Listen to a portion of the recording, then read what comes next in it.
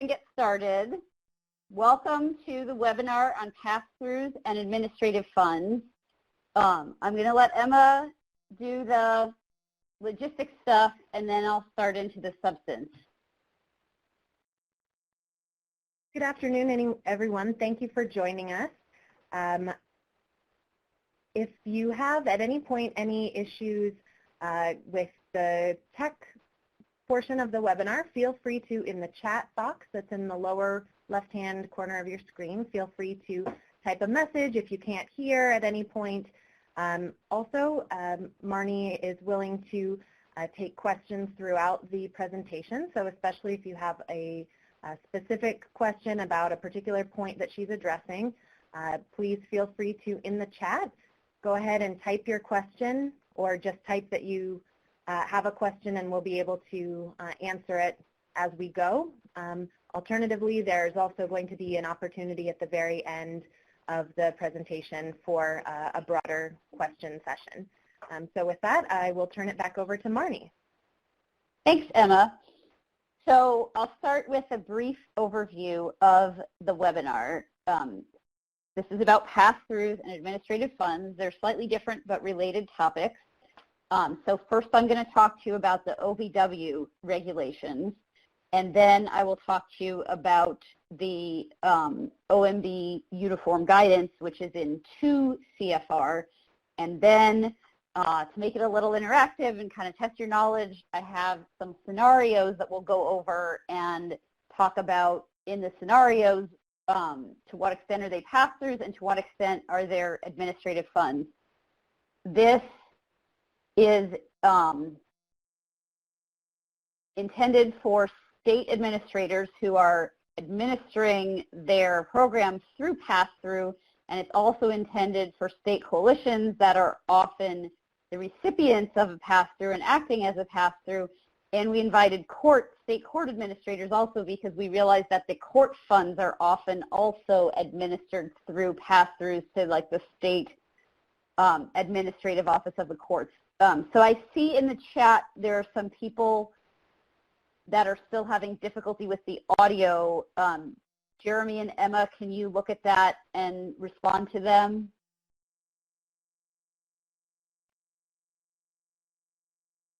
I'll take that as a yes and keep moving on.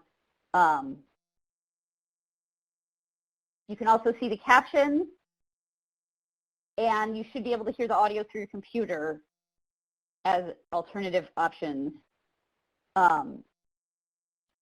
So as I said, I'm going to start with the OVW regulations, and I'm going to note that on both of these topics, pass-throughs and administrative funding, what we put in our regulations is very consistent with what OVC put in the Victims of Crime Act Victim Assistance Regulations. So while I can't speak to OVC specifically because it's not our program, what I'm telling you should be consistent with your victim assistance funding also for those of you who administer both funds. Marnie. So yeah.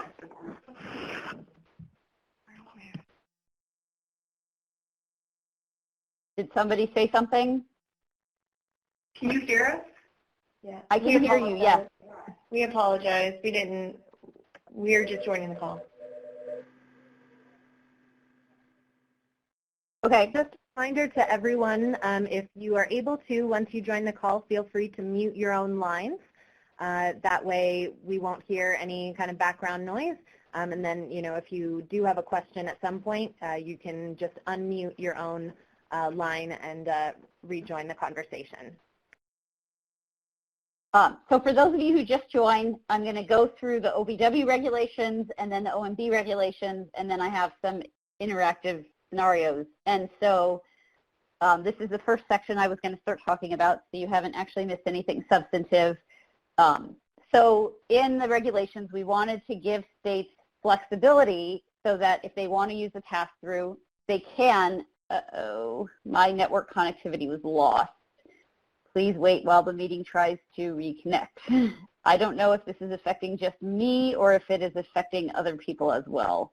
Just you. You continue. You can continue on. I'll move your slide deck as necessary. Okay, that'll work for me. So the states can use the STOP funding as a pass-through, and we know of a number of states that use their victim services money in this way. So they give the victim services funding to the state coalition, and then the state coalition hands it out to victim service providers within the state. And I should say what I'm talking about today is equally applicable to the Sexual Assault Services, or SASP, program, as well as the STOP program for OVW. And then, as I mentioned earlier, we've also heard of states where they do this with courts. So that in some states, even the Administrative Office of the Courts is the only eligible, they're the only people that are allowed to accept money. So then it goes to the state Administrative Office of the Courts, and then they hand it out to the specific local courts. And then I know of one state that does a pass-through for their entire award. So it could be just one piece, it could be a bigger piece. But again, we're giving you the flexibility if you want to do that. But then there's some restrictions, and that's the other bullets. So first, whatever the subgrantee, or technically probably sub-subgrantee, the ultimate recipient of the money, let's say it's victim service providers, because that's the most common, whatever their reporting looks like has to be the same as what it would be if the state was directly administering the money. There has to be an effective way to monitor the subowards. And then this is the tricky one, and this is what we're going to get to more in a minute, is the administrative funding. And because this is where, after the regulations came out, we got a lot of states going, say what? The total sum of the administrative funding, which for STOP is 10% and for SASP is 5%, has to be the same total. So that covers the state and the pass-through. So you can't have the situation where the state takes the whole 10%, say it's STOP, and then they also give the coalition an administrative allowance. It has to be 10% shared. And so that's something I'm going to talk more about, but the state and the pass-through entity will have to figure out how to share that funding. I seem to be back, so I can advance the slides for now. So now I'm going to talk about administrative costs.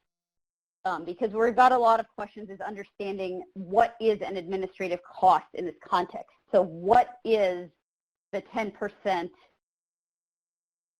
for STOP, 5% for SASP that has to be shared? Which are the costs that fall under that, and are there costs for coalition or court or whoever that might seem like they're administrative but don't fit under that? And so when we're talking about administrative, what we mean is the cost to administer the program. So things like if you have a contract manager that supervises and manages the subgrantees, the cost of issuing a solicitation, the cost of hosting a peer review, cost of doing site visits or financial monitoring. And I'm going to go through what's on the screen right now. The next couple slides are what is listed in the regulations. So the 10% has to be used for costs directly associated with administering the program. Because we also get questions like, can we send our state police to domestic violence training with our administrative money? And the answer is no. That's not an administrative cost. You can use less administrative funding and therefore have more in the law enforcement category, and then use that extra in the law enforcement category to pay for the law enforcement training. So I'll go ahead and go through what's in the regulation. So the salaries and benefits of the staff, and this would include coalition staff that are administering the program or state agency staff, training of that staff, monitoring compliance of subgrantees, the reporting, both your state reporting and subrecipient reporting, program evaluation, salary, oops, that didn't advance correctly. Let me try that again. There we go. Audit costs, technology costs. For example, if you had an online grant management system, that technology can be under these administrative costs. Some kind of strategic planning for how you spend the money. Your STOP implementation planning. So if you're hosting implementation planning meetings and there's some cost with like paying for people's travel to come to those meetings or things like that, or paying for the room that you meet in if it's not within your building, those kinds of things are administrative costs. Costs of publications like your solicitation or guidance for your grantees, program improvements, and membership in organizations that support administration of the program. So again, you have to look at what's the purpose of the organization. Does it support the administration of the program? If yes, then the second question is it lobbying? And if the answer is yes, they lobby, then you can't use the money.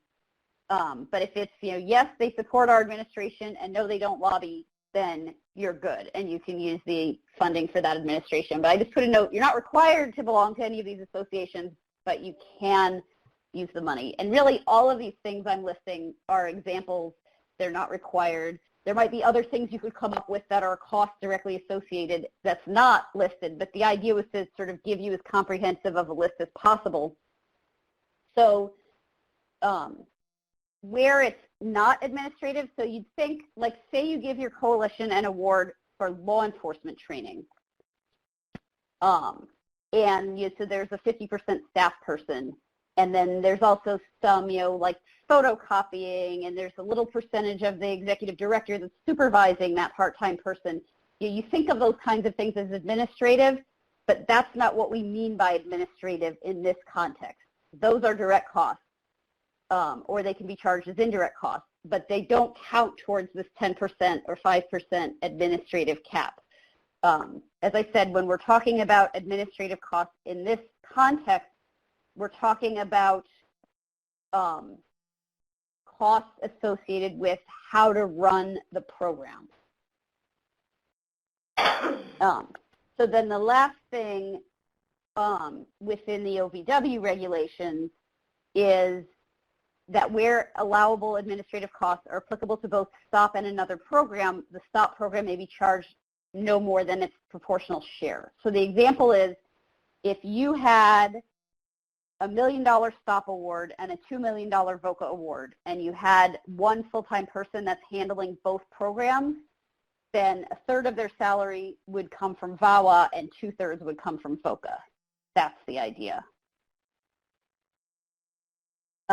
So then just a little bit more explanation on the STOP administrative funds and that 10%. So it's not 10% off the top, it's 10% from each allocation.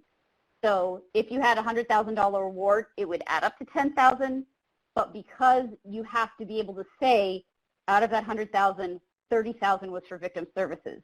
And if it was out of $90,000, the $30,000 wouldn't be for victim services. I can't do math in my head, but it would be less. So out of your $100,000, $30,000 is for victim services, and then you take 10% of that, which is $3,000, and that's your admin. If you look at the FAQs on our website, I actually do the math on this so you can see it more clearly. That was a different webinar I did like a year ago on how to do the math for this program because I know there's a lot of it. But in any event, you do that for each allocation, you take 10%, and then you can lump it back together, but you can also keep it separated. So like my previous example with law enforcement training, you could take 5% from law enforcement and 10% of everything else, and then you have a little bit more in law enforcement if there's something you want to do with that. So when you do the pass-through, if you're passing through one section, one allocation, then one option is to pass through the 10% for that allocation, or maybe pass through 8% because then you need 2% to supervise the coalition or something like that. But that's just one way to look at it, is keeping in mind that that the admin for STOP is per allocation. Effective date is another question because we've heard from states and coalitions that say, well, that's not how we're doing it. So this takes effect with 2017 grants. If you were doing it differently, for example, you were keeping 10% and you were allowing your coalition some additional money for administration for your 16 and earlier grants, that's okay. Meaning our 2016 money, you might be handing it out in 17 or 18, but the money you got from us in 16 and earlier, we're not going to look back. Whatever you're doing is fine. But for the 17, so the money you're going to get from us this year and forward, you'll need to follow these rules. So you'll need to figure out how to share the 10% or 5% if it's for staff. So this was what I mentioned before, but you'll see it then if you review the presentation later. So costs associated with administering the funds are within the allowance for the state. Costs for some other purpose, like law enforcement training, is not within that. So you might give your coalition money to pass through to the victim service providers in the state, and you might also give them money for, say, law enforcement training, and you can break that out then. So to answer the question that was just posted, does the 10% admin cap include admin costs in a subgrantee award? It does not, because that's why, as I said, this is about the cost of running the program. So that's cost to the state or cost to a pass-through entity that's essentially standing in the shoes of the state running a program, you know, doing some kind of solicitation process, handing out subawards, monitoring those subawards. That's what we're talking about here. So now I'm going to talk about 2 CFR, which is the OMB uniform guidance. So this applies to all federal grants. And this section I've highlighted, 200.331, is requirements for pass-through entities. And in this context, the state is a pass-through entity because we are giving you state money and then you're passing it through.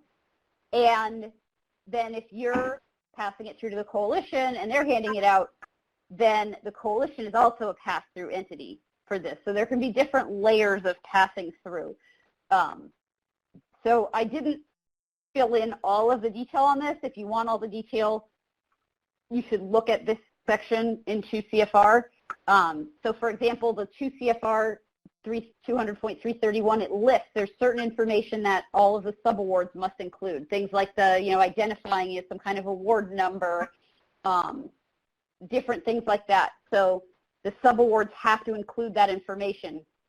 Just like we have to do a risk assessment for all of our grantees, the pass-through entities, so the state or coalition or court, whoever's then receiving the money that's acting as a pass-through for the state, would have to do the same thing. They have to do some kind of risk assessment. And if they determine that a particular subrecipient is high risk, then there's a section that lists certain special conditions you can put on them to try to address that risk. Subrecipients have to be monitored, and then there's different monitoring tools that need to be used, things like training, on-site visits, agreed upon procedures, and what you do, what level of review and monitoring a subgrantee has would depend on that risk assessment in part. Then verify that the subrecipients meet the audit requirements, and then there's a section also on enforcement action. So if you find a problem, then this section listed here, 200.338, provides what you can do to address that. Things like freezing the funds, for example. So now we move on to the interactive portion of this. So here is the first question, and there's a poll on the screen, so you can take the poll and we'll see what answers people have.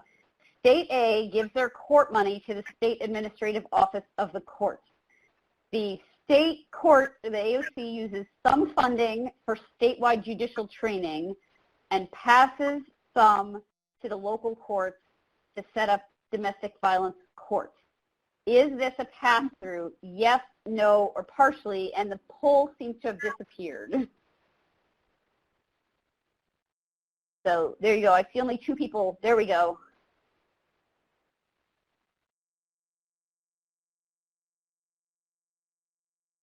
If you click on view votes, is it going to give the thing where we see it as a little pie chart? No, view votes will allow you to see who voted how. Oh, we don't need that. We just want to see the percentages, so this will be good.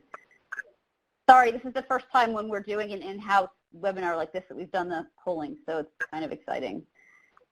Okay, so I see we have 47% saying yes, about 10% saying no, and 41% saying partially. And the correct answer is C, partially.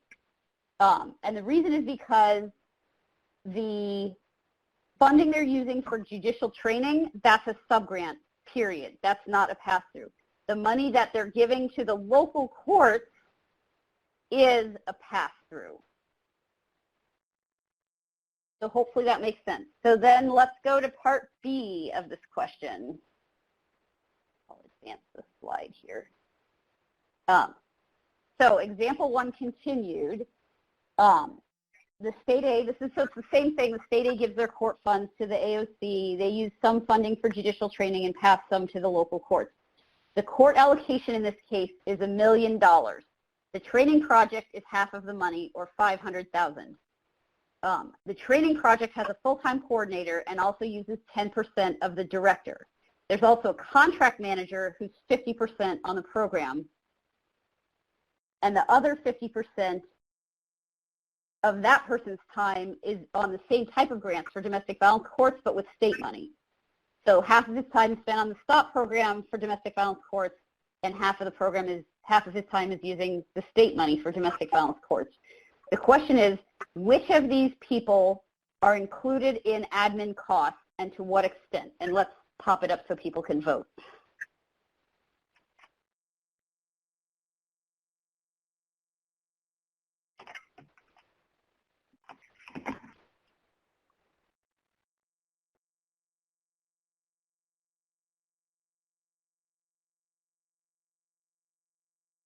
These 7 people have voted. Come on, more people can get involved. There we go.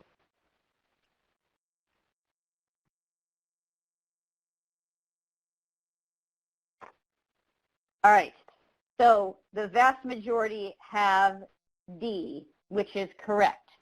So let me explain. I'll go back to the slide so we can see the question. So the training project coordinator and the director time are not administrative because that's a direct subgrant. It's not part of administering the STOP program. The contract manager is administering the STOP program. He is giving out subowards. So again, basically standing in the shoes of the state and figuring out who the subgrantees are, managing those subgrants.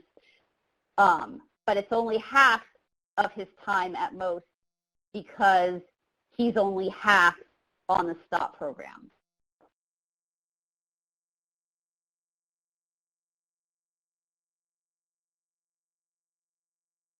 All right. Next example. So this example is a state coalition example. So state B passes their victim services money to their dual state coalition. They also give money to the coalition for law enforcement training. The coalition gets $1 million for victim services plus $20,000 for the law enforcement training. So $1,020,000 total. Of the $1 million, they give $700,000 to the shelters in the state and keep $200,000 for training and TA. They also keep $100,000 to support a contract manager who issues the subgrant solicitation and monitors the subgrantees. So how much of this is pass-through? Can somebody pop up the, there we go.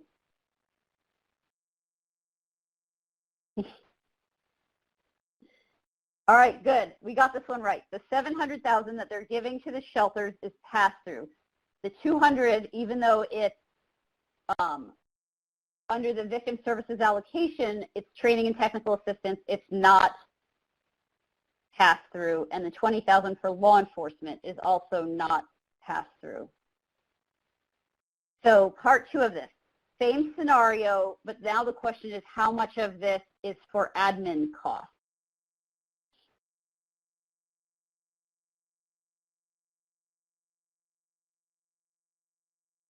And somebody put the question up.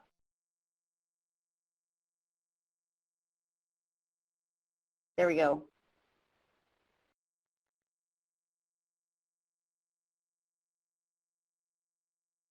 Okay, very good. That's correct. So the 20,000 is not, because it's law enforcement training. The 700 is passed through. The training and TA does not, that's a separate purpose, doesn't count as admin, but the 100,000 for the contract manager is admin. Okay, next example. Can you clear that out? This is the last question for you guys, and then you can ask me all the questions you want. So same example still. Given the answer to that previous question that 100,000 is admin, is this within allowable limits? Putting aside the question of how the state works it out with the coalition, but just thinking about the victim services allocation. You want to pop up? So yes, no, or it depends.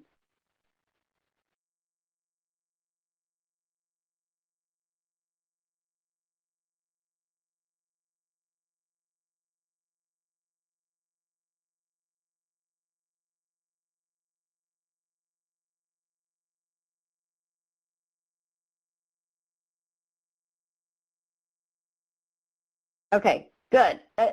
So it does depend. I sort of blew this when I explained the question. It depends on what the agreement is with the shelter, with the state. So if you assume that $1 million was the whole victim services portion and that the state just gave the whole thing without taking any, then 100,000 is exactly the administrative allowance, and they're good. But you don't know, did the state also give some other victim services awards? Did the state keep some of the 10%? So that's where it would depend. All right, so now you can unmute yourself, and I'll let Emma or somebody remind me because I forgot how to unmute yourself, or you can type your question in the chat and I'll be happy to answer.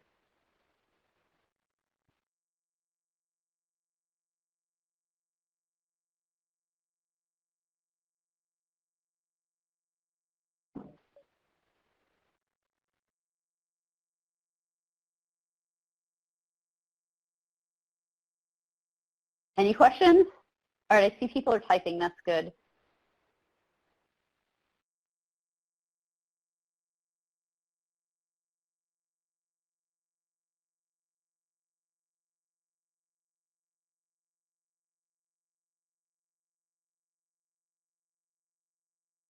I think people need to know how to unmute themselves on the phone. Is it star something? I can't remember. Can somebody else jump in with that? Will the PowerPoint presentation be available? Yes, we can send it out, or the whole thing's being recorded, and so the recording will be available on our website.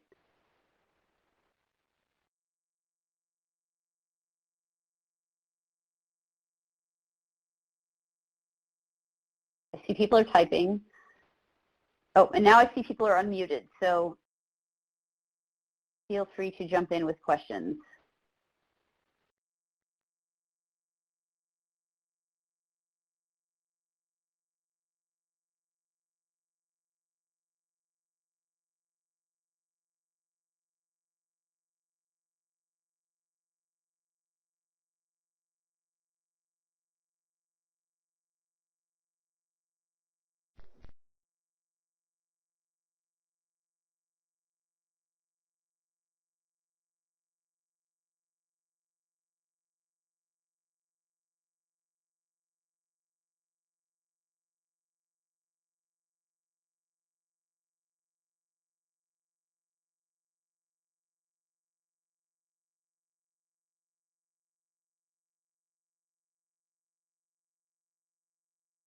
All right, I still see people typing. Oh, lost the audio.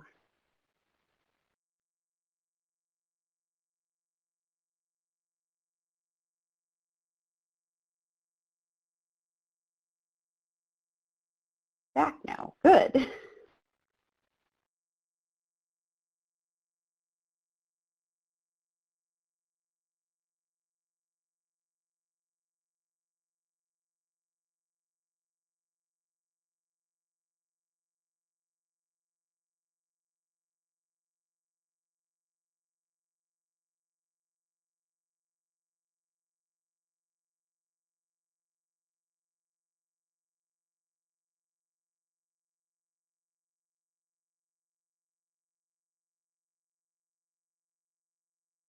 For those of us that are new, can you point to the FAQ site you mentioned? Yes. I'm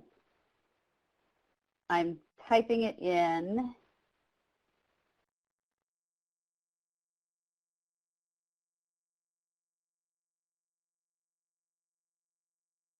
Actually, Emma, can you get it and type it in? It's the grantee page. Oh, thank you. Kim's going to get it. So if you go to our webpage, which is usdoj.gov/OVW, there's a section for grantees, and it's in the grantee section. But Kim is going to get the exact link.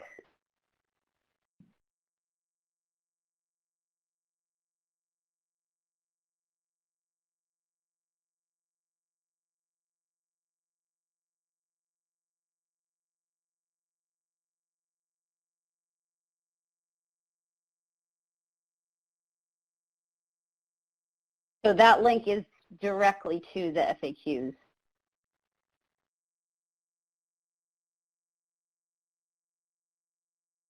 But if you go on the grantee section of our website, you will find a lot of useful resources. The implementation planning checklist is there, which will be very helpful to you in making sure that your implementation plan includes all of the required elements. And then there's some specific documents around PREA, which, as you know, you don't have to do in fiscal 17, but for your 16, 15, and 14 awards, you might still need to figure it out. So there's some guidance on that. There's some guidance on match there, which might also be helpful.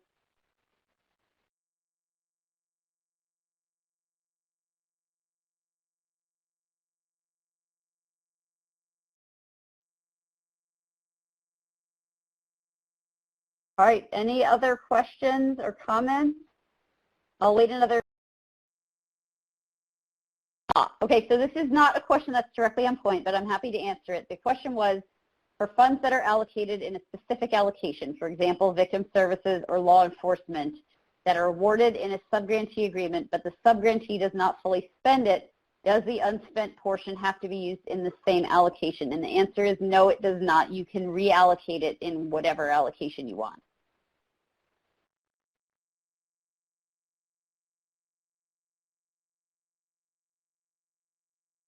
All right, any other questions? I'll give it another couple minutes again so that if anybody wants to jump in with questions, I can answer them.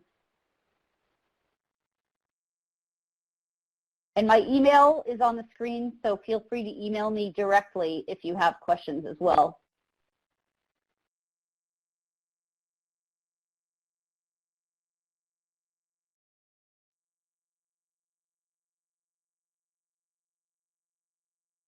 I'll just add, if there are topics that you folks see a need for in terms of future webinars or conference calls, let me know that too, because we're trying to, the reason we keep having technical difficulties is because this is experimental, but we want to do more of these as a way to share information. So please let me know if there are other topics that you think will be useful.